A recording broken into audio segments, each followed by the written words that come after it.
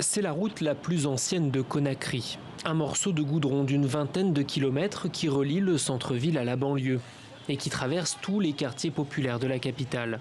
Son nom, la route Le Prince, mais ici les habitants préfèrent l'appeler l'Axe. L'appellation a été donnée par le feu président Lansana Conté, qui avait à un moment donné avait appelé la zone l'Axe de Mal, parce qu'il y avait beaucoup de contestations même pendant son régime. Ibrahim Diallo est enseignant. Il connaît ces quartiers par cœur et pour cause, il y a grandi. Aujourd'hui, il nous emmène sur un rond-point symbolique qui était il y a encore quelques semaines entièrement militarisé. Une décision de l'ex-président Alpha Condé. Il y a eu des jeunes qu'on a tirés ici par balle. Voilà, nous sommes sur le rond-point qui a connu, c'est ici Wanindara, le rond-point où il y avait le plus grand PA de l'Axe. Les PA, ce sont des checkpoints militaires, symboles du système répressif mis en place par Alpha Condé, bien décidé à l'époque à conserver le pouvoir. La première mesure de la junte a été de les démanteler. Dans la nuit suivant le coup d'État, tout a disparu. Ici, c'était une base militaire en quelque sorte. Comme c'est une zone de contestation, il fallait intimider. L'intimidation à travers même des armes à feu. C'est le fait de mettre ces murailles-là. C'était une façon de se camoufler à l'intérieur et des fois certaines balles qui étaient là pour aller sur les citoyens. À l'intérieur, on ne sait pas qui a tiré. Salam alaikum.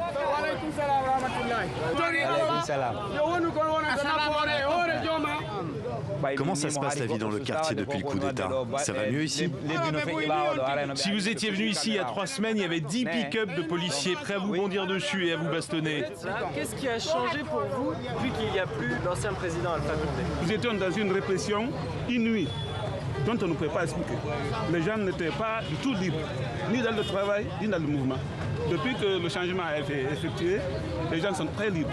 Ils sont contents, ils se congratulent et tout le monde va travailler comme il se doit.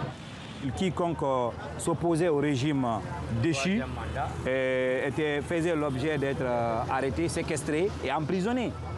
Personne n'était dans la liberté. Donc, comme ils viennent de le dire, Wanindara, c'était plus pire. Parce que moi, j'ai vécu, à un moment donné, j'ai accompagné des gens ici à 19h, 20h, mais tu n'osais pas entrer dans les quartiers.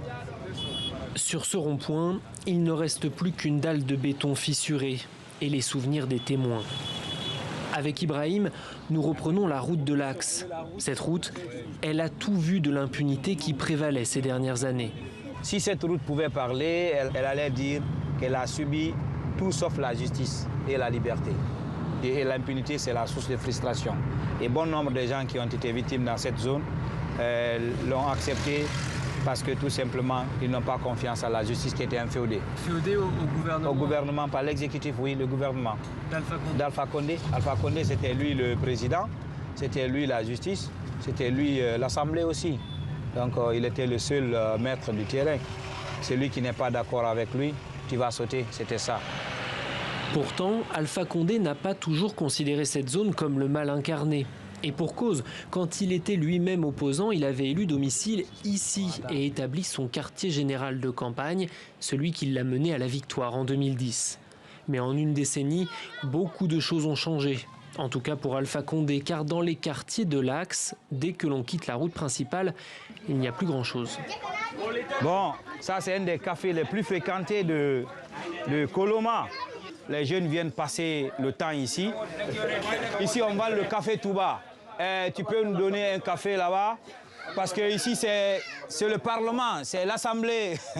La plupart de ces jeunes sont diplômés, mais au chômage. Ils ne réclament qu'une seule chose aux nouvelles autorités militaires. La justice.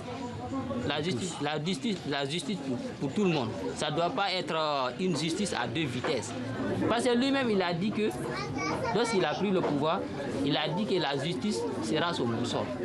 Maintenant, on attend de voir. Mamadou Barry, comme la majorité des Guinéens, pense la même chose. Ce coup d'État les a libérés. Mais la junte doit maintenant faire ses preuves. Dans le petit parlement improvisé au cœur du quartier, les habitants de l'Axe attendent désormais des actions concrètes pour enfin ne plus être considérés comme des citoyens de seconde zone.